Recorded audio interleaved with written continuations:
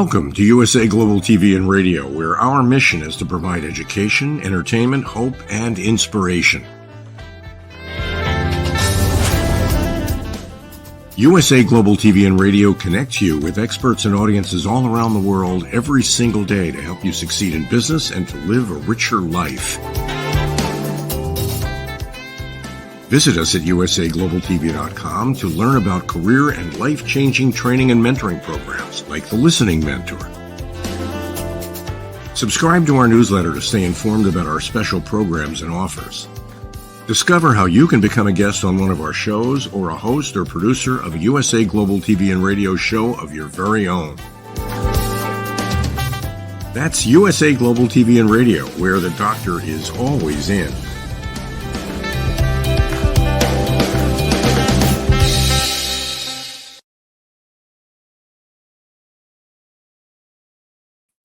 Hello and welcome to USA Global TV and Radio.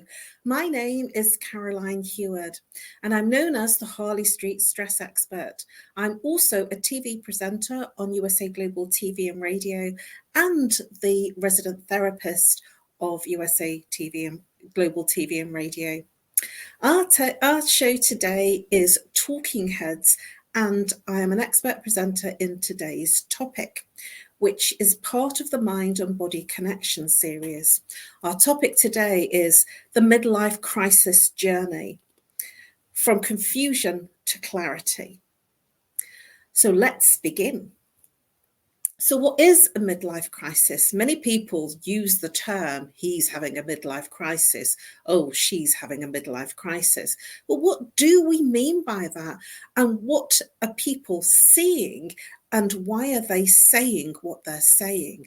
And this will mean many things to different people. So I'm going to demystify some of the things that we think it is and some of the things that we don't think it is. And also give you some insight and awarenesses and understandings of what it actually is. Because when you are going through a midlife crisis, when you're in the eye of the midlife crisis, in the eye of the storm, it's very hard to see what's going on.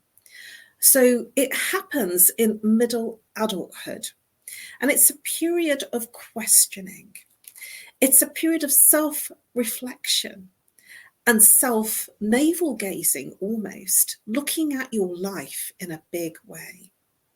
It can be for some, for many, very challenging, because that self-reflection brings about an internal reflection of what's not working, what's not right, why you're not happy about where you are.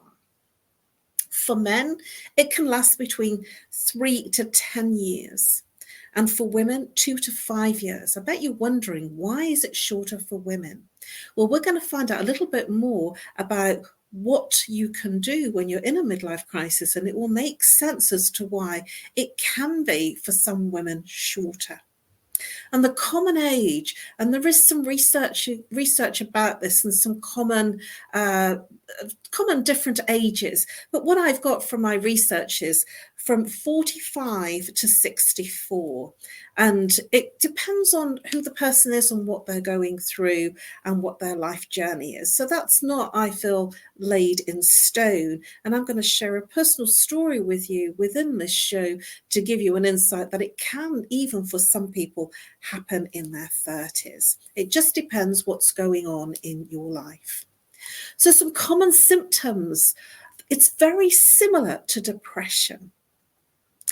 And in saying the word depression, the person that is going through a midlife crisis will almost think that they're feeling depressed. They will almost think that there's something very wrong and there's a huge internalization of the stressors that they're experiencing. It's almost like they go round and round in the mind because it's all going through the thoughts and the experiences of the mind. They will feel a lot of anxiousness about life. So anxiousness and depression reside in the mind. And this is why they will become a feeling of like a disconnect with the mind and the body. There will be a feeling of dissatisfaction in their life, like nothing is working for them. And there will be almost a woe is me, this isn't right, that's not right. And they will feel a level of irritability about what's not working for them. And it'll almost bring up an anger through that irritability and frustration. And frustration and irritability are the precursors to anger. And there will be, for people that are going through a midlife crisis, a difficulty in concentrating. And the reason there's a difficulty in concentrating is because the mind is very full of thoughts of what's not working. And because the mind is very full of thoughts, they won't have the ability to concentrate on things and be present, because the mind is so engaged in negative thinking about what is not working in their life. Now, for some people, and not all, and these symptoms are common, not for everyone, but these symptoms are common in terms of recognizing if you, or indeed somebody that you're close to, a sibling or a loved one, that you will be able to recognize some of these symptoms, and even for yourself, that there may be some reckless behavior. And I'm going to define what I mean by reckless behavior. It could be that they start experimenting or taking more recreational substances. It could be that they're driving fast in slower zones of speed. It could be that they're driving when they're drinking, and then they become reckless in their behavior. It could be that they're driving under the influence of recreational substances, or indeed looking at life in a reckless way, that they do things in terms of their sexual health that wouldn't be deemed appropriate if they were being more thoughtful about their behaviors. So they may see more partners, they may pay for sex, or they may actually look at doing more things to stretch the boundaries of their sexual activities. And more on that a bit later. So for some people, there may be some weight gain or weight loss. And they're definitely in a midlife crisis, there will be mood swings. Mood swings in terms of feeling really high and feeling amazing, and then feeling really low and feeling almost so low that they stay in bed and they can't do anything. Now, these types of symptoms are very, very in alignment with depression. And they're very in alignment with other types of disorders. Now, the midlife crisis is not a disorder. It's not a personality dysfunction. This is something that happens for many people. And because it doesn't get diagnosed, they think they're depressed, or they think they're bipolar, or they think there's some other personality disorder, because they haven't reached out and got a diagnosis and found out why life is not working. So there may be a sexual dissatisfaction in their life. Certainly for women that are going through the midlife crisis, they will feel almost like they've lost their identity of who they are, who they were, who they want to be, and who, more importantly, that they're being in life. And losing their identity to being the mother, the housewife, the cook, the cleaner, the person that does all the things for the children.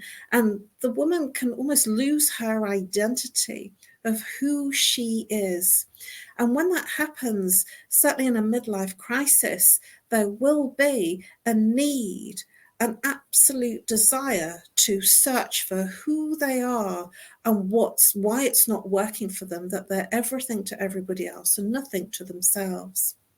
There will be, because of that level of sexual dissatisfaction for both men and women, there will be for some a body image issue where they're feeling, there's a phrase in the UK, the midlife spread.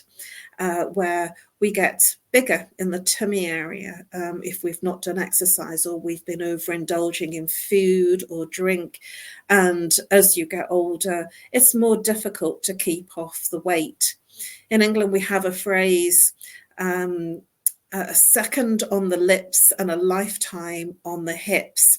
I always think about that when I see a very nice, beautiful, sticky dessert or a cake that looks really luscious and welcoming. And I just think, a couple of seconds on the lips, nice taste, but it's going to last a lifetime on the hips. So I tend to say no. And then I think, oh, sod it, I'm going to do it anyway. I'm going to experience, because as you get older, it's about your experiences. So let's look at the life stages, the stages of a midlife crisis. The first stage is the trigger. What's actually caused you to move into the midlife crisis? And we'll talk more about the triggers very soon. The second stage is searching for meaning, looking for what your life means, your purpose. And the final stage, the third stage, is acceptance of the fact that life is how it is for you, and accepting what is your life and its meaning and relevance to you and your purpose and mission in life. So what is a midlife crisis? It can be psychological, very much psychological. It is emotional distress, and there is an existential angst about the end of your life, the fact that you have a shorter amount of time, that you've lived more of your life. It happens, and it depends what research that you read, in your 40s and 50s, and for some in their 60s. It makes you question your choices that you've made in life. It makes you question your beliefs, what you thought was true for you, what no longer remains true because you're questioning your life and your beliefs. The midlife crisis moves you into questioning your values. What do you value in life? Is it a partner? Is it monetary, physical things? Is it material things? Or is it inner happiness, inner joy, inner peace? Many people get to a certain point in their lives and they have all the material things, thinking that it buys them that inner calm and peace and happiness. So they can have the villa in Spain, and they can have the 2.4 kids, and they can have the wife, the husband, the big house. They can have the holidays, but somehow there's something missing. And so it makes you question in your midlife crisis.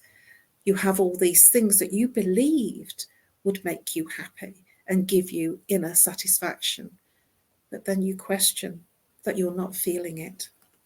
And it also questions your identity, who you are, who you're being for everyone else, and who you're being for yourself.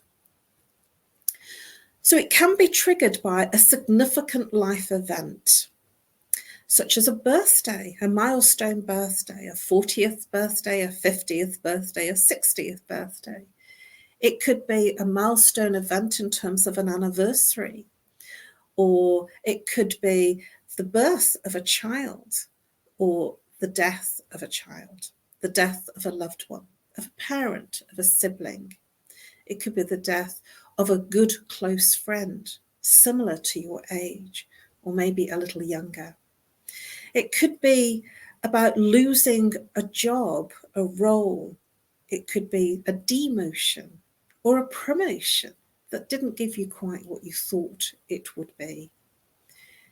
In today's times, it could even be something such as bankruptcy, especially if you're an entrepreneur, you have your own business, and if you are a big player in the game of retail or large companies. Many large companies are going into bankruptcy in our current times, and this can have a reflection on how you feel about your life and your values and what you valued in terms of putting all of your efforts into maintaining that big lifestyle of work and then finding it's there no longer.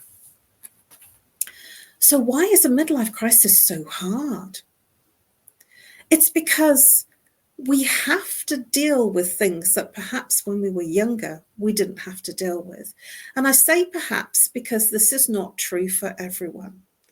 It may be that you've had to deal with things that come for many people in later life, such as illness, such as financial issues, career changes and shifts, medical problems, marital problems, death, mental or psychological deadlines or decline.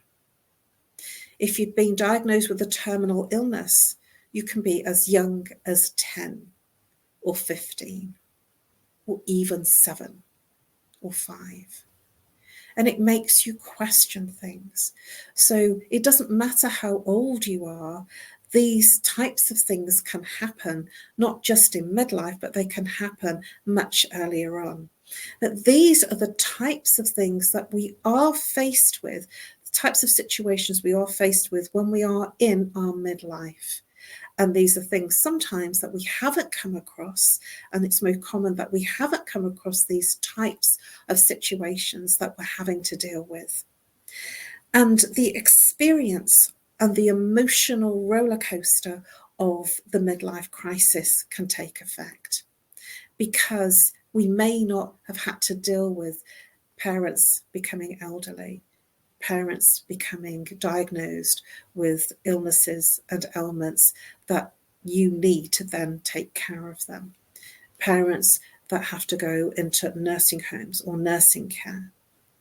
It can be that a sibling has passed away. And as we get older, friends, family, siblings do pass away. This is the game of life. We're not here forever. And when you start to see many friends, family members, siblings literally dying while you're still alive, it starts to make you question your own mortality. I certainly remember when my baby brother passed away in 2018. And it was his day before his 50th. And I was so stunned that it made me think about my own mortality. It also made me literally take a leapfrog step into, I need to do more because I haven't achieved half the things that I want to do. And this can, for some people, spur them into some action, especially if there's death of a loved one that's very close. Carl Jung, he was a Swiss psychiatrist and a psychoanalyst. And he believed that there were different stages of life experience. He believed that there was a series of psychological transformations that we experience in life. And he called them, he had a specialist name for them, individuation. Let me say that again, individuation. And Carl Jung is a very traditional psychotherapist and psychoanalyst. And he based his research and his findings on what was current at the time. Now, more recent research by Jonathan Roach, he's an American author and journalist. Now, he had quite different perspectives. He said the period of the real phenomenon of the dip in happiness and well-being in middle age, it doesn't simply rely on external factors that I've just mentioned. He believes it relies on the biological and psychological factors that every person experiences in their midlife. He says it's regardless of external factors and circumstances. Now, he further says that he believes that there are changes in the brain and the body that occur in middle age. And as people age in their 40s and 50s, there is a decline in certain hormones and neurotransmitters, which can lead to low mood, low energy, and low motivation. Now, this can explain things for a lot of people that go through a midlife crisis and there isn't anything that's happened. They suddenly feel this lethargy and they feel a depression and they feel an anxiousness about life when nothing has actually happened. For many, there is a realization that they've lived more years than you have left to live. For many people that are going through a midlife crisis, there is a sense of regret as they look at their lives. For some, there is a sense of disappointment, for unfulfilled dreams, missed opportunities. There is a reflection when you're going through a midlife crisis of what was, relationships that didn't work, that you didn't go and speak to somebody when perhaps you should have done, when you didn't take that opportunity with the job, that you didn't move when you could have moved with the opportunity. So there are many, many reflections when someone is going through a midlife crisis of what was and what could have been if they just took the bull by the horns, as we say in the UK, and just went for it. There will be questioning, a huge amount of questioning, and a reevaluation of what has been before in their life. And generally, in a midlife crisis, we'll focus on the negative aspects rather than on what you achieved. And it's interesting that the behaviour goes to that place, because in the mind, when we're reflecting and analysing, the mind tends to focus on the negative aspects unless you've done some training to look at your life in a different way and to look at the more positive attributes of your life. And because you're focusing on the negatives, it becomes a self-fulfilling prophecy that you are very dissatisfied with what could have been and where you failed and where you could have taken a chance to have become better. I want to share with you a personal story. And it was when the lead up to when I was married, my then husband's 50th birthday. He was 12 years older than me, and I was super excited about his birthday. And I went through great pains to keep this surprise to him that his family lived very far north, in the north in Yorkshire, and we lived in London. And it was a big deal that his family didn't really come to London very often. And I arranged very secretly to get his sister and some of his family to come from Yorkshire and to do a weekend and spend the evening with him and celebrate with him and make it more of an occasion. I organised a special cake and I was telling everybody that he was 50. And I was a bit surprised that he didn't seem excited. He seemed a bit down. And I didn't understand. And he shared with me after I was like really on a high, very escalated high, because I got all these secrets that, I got a cake ready for him, that it was going to be a nice surprise, and all his friends were going to come out. It was going to be a surprise gathering, family from the north, and it was on his birthday. So I was really excited about all the things that I had created for him. And I couldn't hide my excitement about his birthday because I kept going on about it, he said. And then he shared with me, pretty much on top of his birthday, I think it was the night before, he said, "You're excited about my 50th. I'm not, because I realise I have less years left, that I've lived more than half of my life, and I'm not happy with what I've achieved. I felt really, really shocked, surprised, and down for him, because I didn't even consider that he might be feeling like that. So I was excited about this big special birthday, this milestone birthday, and he was having all these negative feelings about it. And he wasn't feeling celebratory at all. And it was difficult for me to then become high and ecstatic about all the things that I'd organised, because I realised he was actually not feeling great about it at all.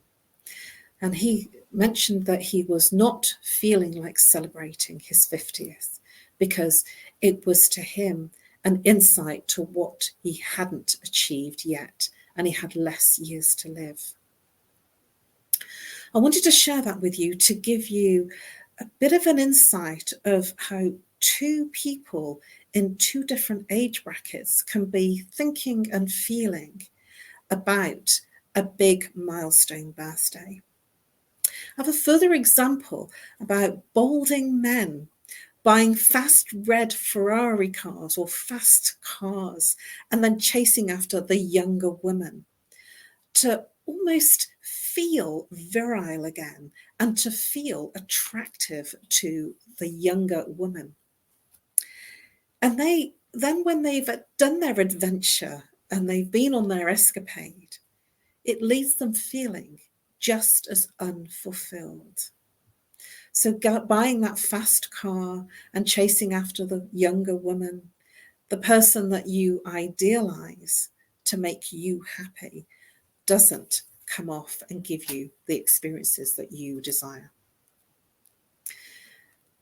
There is, in the midlife crisis, a re-evaluation of your goals and priorities. There is a re-evaluation of the meaning of life, the meaning of your life, the meaning and the sense of purpose in your life, and finding a place of inner peace. I've had many people say, what is happiness? What does it mean to you? Are you happy? What are you chasing when you're doing certain things? Why are you doing what you're doing? Because surely you should stop studying now. You should be happy in what you've got. You should be settled. So there is, when you have those types of conversations, other people questioning why you might be doing things differently. This midlife time and crisis time is a time of going inward rather than looking outward. When we're much younger, we always look outward about the material things, money, fame, fortune, the work, the accolades, the goals. They're generally outward-facing things. But when you're going through a midlife crisis, it moves you inward, almost, I would like to say, navel-gazing.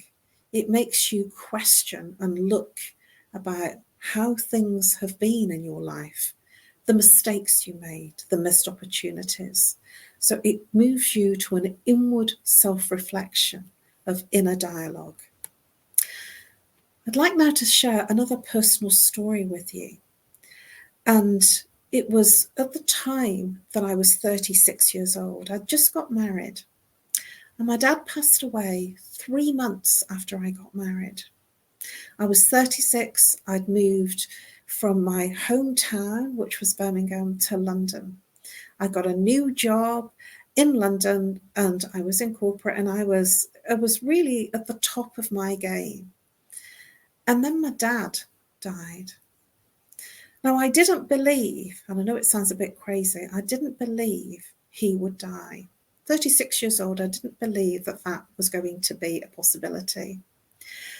And it sounds irrational, but one of the things that is true for many people that lose a parent is that they've always been there. They've always been with you. So you can't imagine life not with them being there. And when it happened, I was so shocked that it happened that I got into a state of being practical. And in that place of being practical and doing things that needed doing, the paperwork, getting really practical about all the different paraphernalia and reporting and going to the doctors and getting the death certificate. And I just got caught up with the practicalities at 36 years old. And when I went back to my life in London, after everything seemed a bit more settled with my family in Birmingham, I then had to go back to the normal life that I was living, as if nothing had happened. And after 6 months, I started to question things because I became aware I was in a depression. And that questioning was, who am I? What am I doing here? What's the meaning of life? What's my purpose?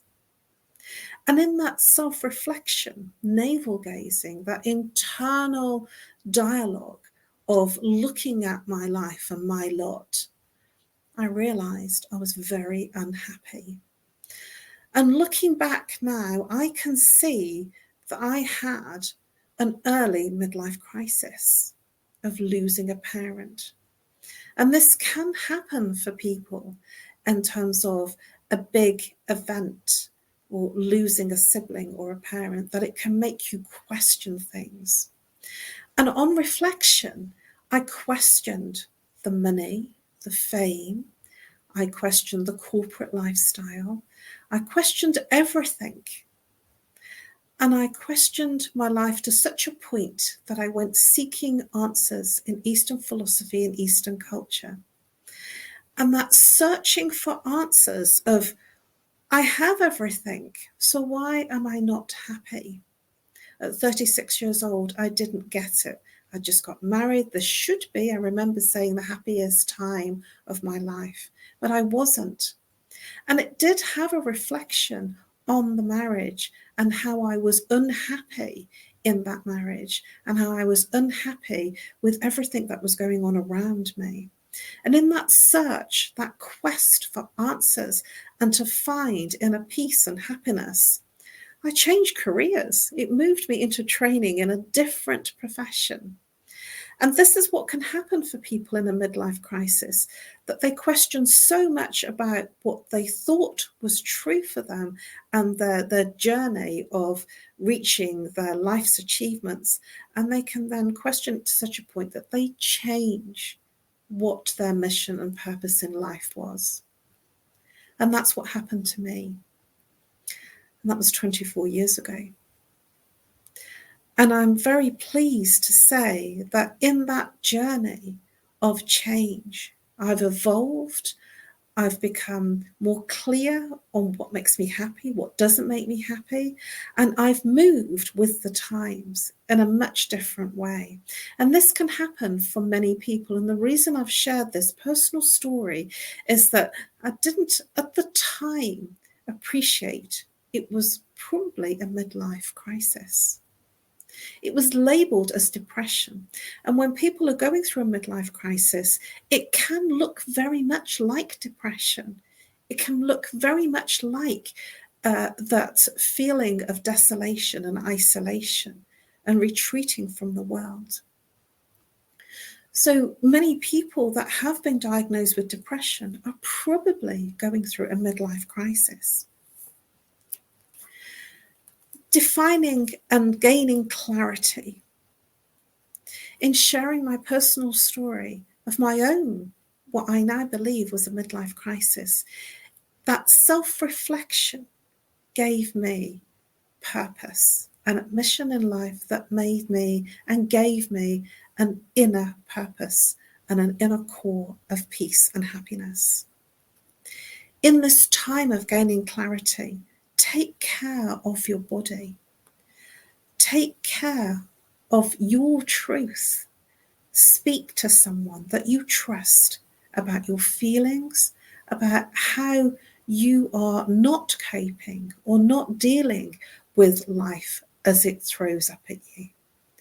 What you feel and think is important. And sometimes some people don't have someone that they trust to share how they really truly feel and think about life.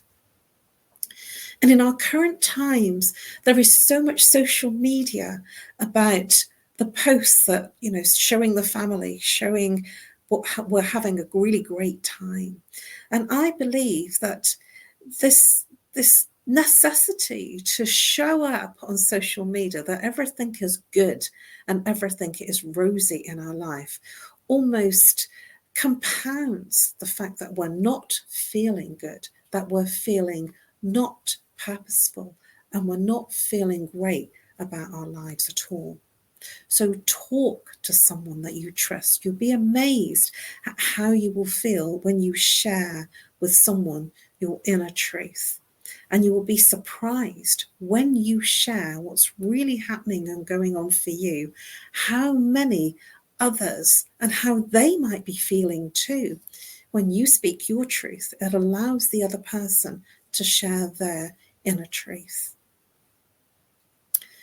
And when you get to that point of acceptance, this is when life changes for you.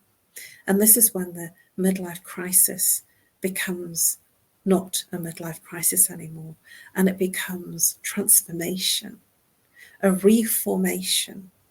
It becomes a mission and a life purpose. Many people that were striving for those big goals, those big goals that for money, for fame, for fortune, suddenly they become much more altruistic in their lives and their approaches to what makes them happy. For some people, they lack the support. And so when there is no support, then the midlife crisis can last longer. And for some, can lead into a depression. Now, it's important to be aware that a midlife crisis is not depression. It looks very like it, but it's not depression. And if you can see somebody in these mood swings and not feeling fulfilled and feeling angry and frustrated and irritable and not sleeping and becoming really dissatisfied with their life, their partner and their work, reach out to them. I'm sure they will appreciate you reaching out and having a conversation about how they're feeling. Thank you for your attention. Thank you for your interest in our show today. Please subscribe to USA Global TV and Radio. You can find all of my Talking Heads episodes under my name, Caroline Heward. You can find all of the Talking Heads episodes for each year under the different years. Please do reach out to me on LinkedIn, on Facebook. Please do send me a message if I can be of service to you. I offer a short discovery call and an exceptionally really ridiculous priced hour of consultation, which is a special offer that I'm running right now. Please do feel free to reach out because I've been there, and only when I put this show together and reflected on what I was going to share did I totally appreciate and understand I had a midlife crisis at 36 years old when my dad passed away. And only today, in sharing this, did I become aware. And so it's not cut and dried as what some of the researchers say. I'm happy to be of service to you when and if you are ready. Thank you very much for being part of this show, whether you're on the live or the replay.